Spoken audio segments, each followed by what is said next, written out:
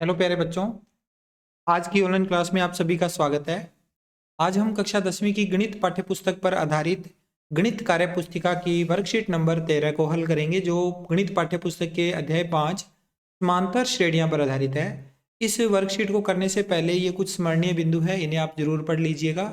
और board exam 2024 की तैयारी के लिए वर्कशीट से संबंधित प्रत्येक क्वेश्चन आप अच्छे ढंग से तैयार कर लीजिएगा, क्योंकि इस बार छोटे प्रश्नों की काफ़ी ज़्यादा वेटेज रहेगा बोर्ड के एग्ज़ाम में। तो आप छोटे प्रश्नों की तैयारी वर्कशीट से संबंधित जो भी क्वेश्चन हैं उनको अच्छे ढंग से सोल्व करके कर सकते हैं।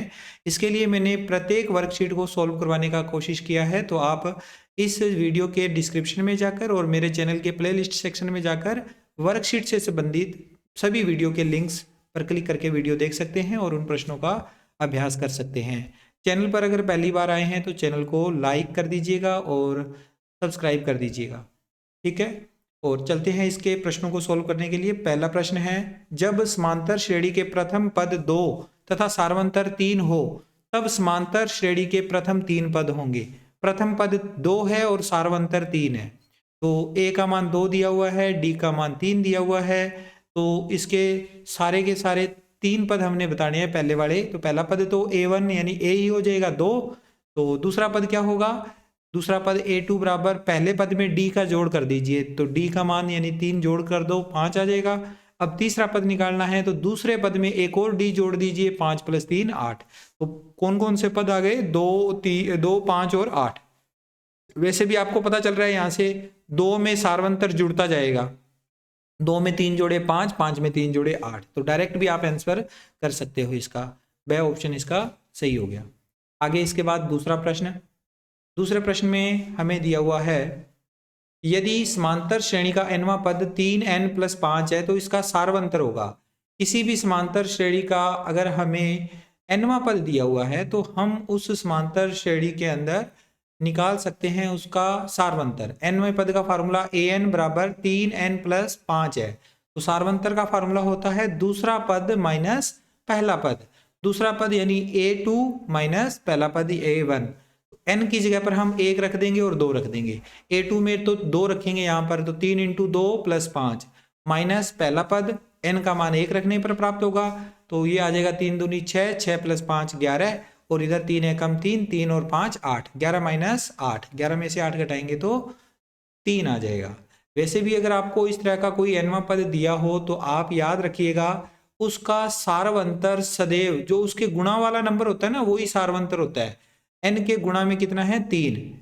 n के गुणा में 3 है तो सार्वंतर 3 होगा, ये भी याद रखिएगा, ठीक है। आगे इसके बाद तीसरा प्रश्न है, यदि समांतर श्रेणी का प्रथम पद 2 और सार्वंतर 3 हो तो nवां पद कौन सा होगा? तो इसमें देखिए दिया क्या गया है, प्रथम पद a 2 दिया हुआ है और सार्वंतर 3 दिया हुआ है। nवां पद हमने बताना है, तो nवें पद का formula a + n - 1 × d। a की जगह पर 2 रख दिया और d की जगह पर 3 रख दिया। सोल्व कर लीजिए इसे। 2 की जगह 2 प्लस 3 का गुणा n से किया 3n, और 3 का गुणा -1 से करेंगे तो -3। तो 2 प्लस के हैं, माइनस के 3 है तो माइनस का 1 आएगा, और प्लस का ये जो 3n है ही, तो 3n - 1, ये तीसरा ऑप्शन हमारा राइट हो गया। ओके। इसके बाद चौथा प्रश्न। चौथे प्रश्न में हमें दिया हुआ है, चौथे प्रश्न में क्या दिया हुआ है, समांतर श्रेणी 5, 7, 9, 11, डैश डैश डैश का 7वां पद होगा। इस समांतर श्रेणी का 7वां पद। तो इस समांतर श्रेणी से हमने पहले a नोट कर लिया 5, और d का मान दूसरे पद 7 में से 5 घटाएंगे तो 2 आ जाएगा। और 7वें पद का फार्मूला होता है a + 6d। a की जगह पर 5 रख दिया प्लस 6, और d की जगह पर 2 रखा, 6 दूनी 12, 12 और 5 17। स ऑप्शन इसका भी सही हो गया। पांचवा प्रश्न है, यदि समांतर श्रेणी का प्रथम पद a और सार्वंतर d हो तो प्रथम n पदों का योगफल कौन सा होगा? 4 ऑप्शन अलग अलग दे रखे हैं, और प्रथम n पदों का योगफल किसी भी एपी के समांतर श्रेणी के 3 फार्मूले हैं। इन तीनों में से ऑप्शन में से एक ही फार्मूला मैच हो रहा है हमारा, पहले वाला n/2 2a + n - 1 × d। स ऑप्शन पे हमने टिक कर दिया, ठीक है। इसके बाद आगे छठा सवाल। आई होप आपको सारे प्रश्न अच्छे से समझ में आ रहे हैं। वीडियो को आप शेयर कर सकते हैं अपने दोस्तों के साथ जो कक्षा 10वीं के सहपाठी हैं उनके साथ। समांतर श्रेणी -40, -15, 10, 35 का 10वां पद बताने हैं। तो एपी अगर अपने को दे रखी है तो उस एपी से हम पहला पद ए लिखेंगे -40 और सारवंतर डी का मान निकाल लेंगे यहाँ से, दूसरा पद -15 माइनस पहला पद -40, माइनस माइनस प्लस, यानी -15 + 40 करेंगे तो प्लस का 25 आएगा। एपी का 10वां पद ज्ञात करना है तो a + 9d 10वें पद का फार्मूला होता है। a का मान -40 रखा प्लस 9 गुणा d का मान 25, 25 और 9 का गुणा 225 और प्लस में इसके साथ में माइनस के 40 हैं तो -40 इसमें से माइनस हो जाएंगे, प्लस के 185, इसका 10वां पद का मान हमें ज्ञात हो गया। 7वें प्रश्न में समांतर श्रेणी दे रखी है 3, -1, -3, -1, -3 का प्रथम पद एवं सारवंतर।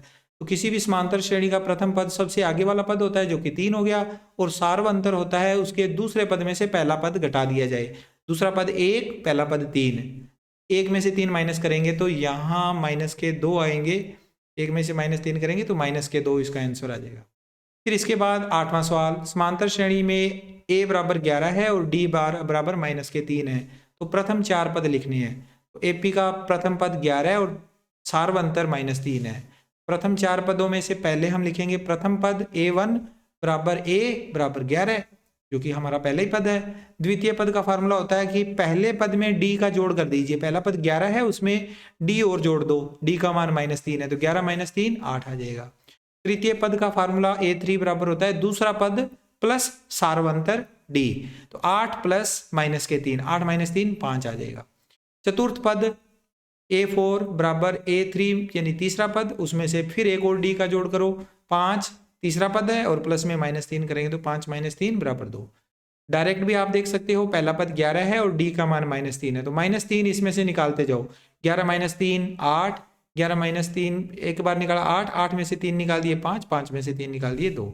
इस तरह से आप इसके आंसर बता सकते हो। आई होप आपको सारे प्रश्न अच्छे ढंग से समझ में आ रहे हैं। आगे चलते हैं इसके बाद अगले प्रश्न की ओर। इसका नेक्स्ट प्रश्न है 9वां, समांतर श्रेणी 3, 6, 9, डैश डैश डैश, आगे लास्ट में 39 लिखा है और इसमें पदों की संख्या हमने कैलकुलेट करके बतानी है। तो पहले हमने एपी लिखी, उस एपी में प्रथम पद a का मान 3 है, सारवंतर d का मान, दूसरा पद 6 में से पहला पद 3 माइनस कर दिया तो d का मान भी 3 आ गया।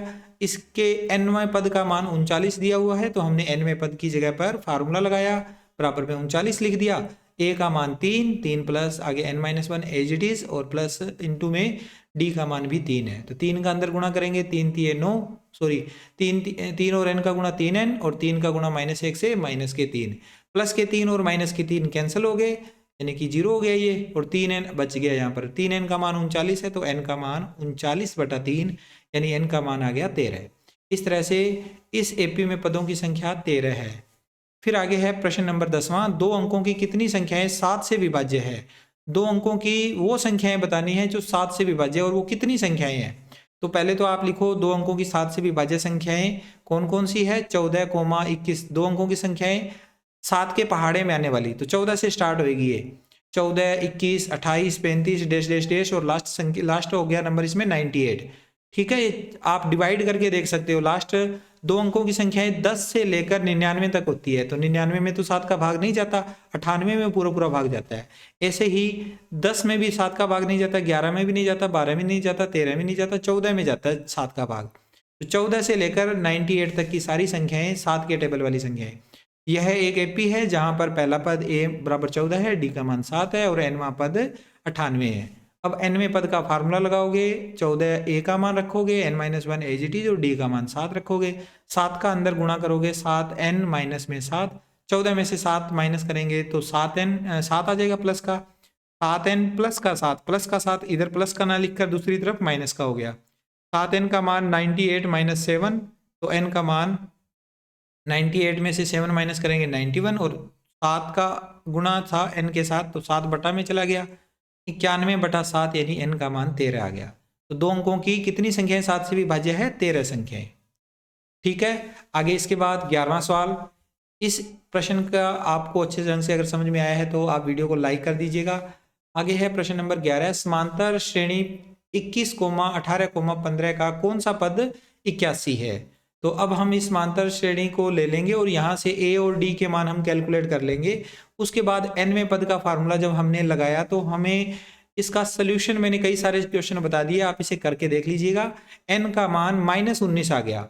n यानी कि -19 आने का मतलब है कि इस एपी का -19वां पद क्या है, 81 है। तो कभी माइनस में तो पद होते नहीं है, तो हम लिखेंगे लास्ट में n कभी ऋणात्मक नहीं होता, अतः इस एपी का कोई भी पद 81 नहीं है। ठीक है।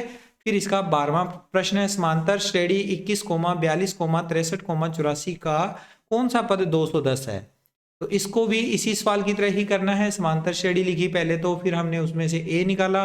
सबसे पहला पद a होता है, 21 आ गया। दूसरा पद में से पहला पद घटाएंगे तो सारवंतर d का मान आ जाएगा, वो भी 21। अब हमें इसका मान लेना है कि ये 210 जो है वो nवां पद है। तो अगले पेज पर हम इसको लिखेंगे, माना nवां पद बराबर 210। और 210 लिखने के बाद nवें पद का formula a + n-1 into D बराबर 210। तो 21 आ गया a का मान, प्लस में n-1 एज इट इज, और गुणा में d का मान भी 21 है, बराबर में 210। 21 की जगह 21 का अंदर गुणा करेंगे, 21 का गुणा n के साथ करेंगे 21n, 21 का गुणा -1 से करेंगे तो -21, -21 और +21 आपस में कैंसल, 21n बराबर आ गया 210। तो n का मान 210 बटा 21, 210 में 21 का डिवाइड करेंगे तो n बराबर 10 आ जाएगा। अतः इस एपी का 10वां पद बराबर 210 है। n का मान 10 आया है, तो 10वां पद इसका 210 है। आगे इसके बाद प्रश्न नंबर 13, समांतर श्रेणी 1, 4, 7, 10, डैश डैश डैश के 20 पदों का योगफल ज्ञात कीजिए। इस एपी के 20 पदों का योगफल बताना है। तो पहले तो हमने समांतर श्रेणी नोट की, वहां से हम a का मान लिख लेंगे, d का मान निकाल लेंगे, d का मान दूसरा पद में से पहला पद घटा दिया तो d का मान 3 आ गया, और n 20 है यहाँ पर, क्योंकि 20 पदों का योगफल ज्ञात करना है। अब किसी एपी के n पदों का योगफल ज्ञात करने का फार्मूला अप्लाई कर देना है, n/2 बराबर इंटू में n2a + n-1 इंटू डी, और इसमें मान रखेंगे n का मान 20/2 और 2 इंटू a का मान 1 है, और प्लस में n-1 की जगह आ जाएगा 20-1, और गुणा में d का मान 3।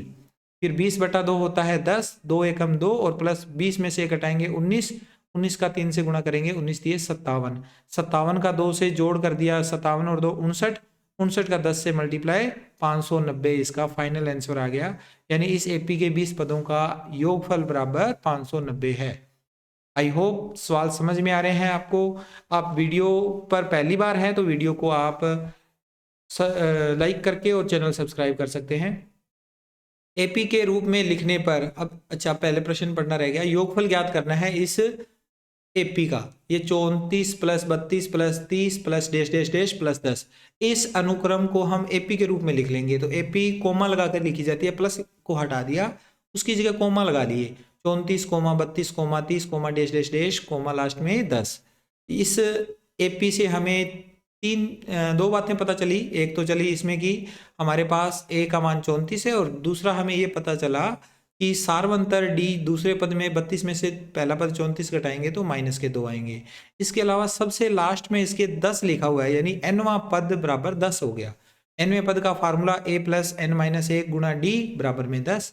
तो a का मान 34 + n-1 एज इट इज, गुणा में d का मान -2 बराबर में 10। 34 की जगह 34, -2 का अंदर गुणा करेंगे, -2 का n से गुणा, -2n, -2 का -1 से गुणा, +2। 34 और 2 होते हैं 36, प्लस के बराबर में दूसरी तरफ जाएंगे तो -36 हो जाएंगे। अर्थात यहाँ पर -2n बराबर आ गया -26। 10 में से 36 घटाएंगे तो n का मान आएगा -26 बटा -2, माइनस कैंसिल, 26 में 2 का भाग दिया 13, n का मान आ गया 13। अभी हमें n का मान पता चला है, अब हम इसके योगफल का फार्मूला लगाएंगे। एपी के n पदों का योगफल Sn n/2 a + an, ये वाला फार्मूला कब लगता है, जब हमें nवां पद पता हो। जैसे nवां पद इसमें दिया हुआ है तो ये आसान रहेगा, कैलकुलेशन आसान रहती है। n/2 यानी 13/2, a का मान 34 और an बराबर 10। 34 और 10 44, 13/2 गुणा 44, 44 से ये 2 कट जाएगा 22 पे, तो 13 इंटू 22, 13 और 22 का गुणा कर दिया तो हमारे पास 13 पदों का योगफल 286 इसमें फाइनल आंसर आ गया। ठीक है। इसके बाद इस वर्कशीट का अंतिम प्रश्न, प्रश्न नंबर 15, जिसमें पूछा गया है कि प्रथम 100 प्राकृत संख्याओं का योगफल ज्ञात कीजिए। इस एपी की प्रथम 100 प्राकृत संख्याओं की एक एपी बनाएंगे, 1 2 3 4 5 6 एंड सो ऑन। लास्ट में अंतिम पद इसमें 100 है। तो इसके बाद यहाँ से a का मान 1, d का मान दूसरे पद में से पहला पद घटाएंगे तो d का मान भी 1 आ गया। nवां पद इसमें 100 है और n पदों की संख्या भी 100 ही है क्योंकि लगातार ही चल रही है ये। किसी एपी के n पदों का योगफल Sn बराबर होता है फार्मूला n बटा 2 a प्लस ए एन वाला फार्मूला इजी रहेगा इसलिए ये अप्लाई किया है। n का मान 100 रख दीजिए, 100 बटा 2, a का मान 1 प्लस में an का मान 100, 100 और 1 101 और 100 में 2 का भाग दिया जा सकता है, 50 आ जाएगा। 50 इंटू 101 5050 इसका आंसर आ गया। तो ये था कार्यपत्रक संख्या 13। आई होप आपको समझ में आया है सारे सवाल। मैं मिलता हूँ आपसे नेक्स्ट वीडियो में अगले कार्यपत्रक के साथ। Take care, bye bye.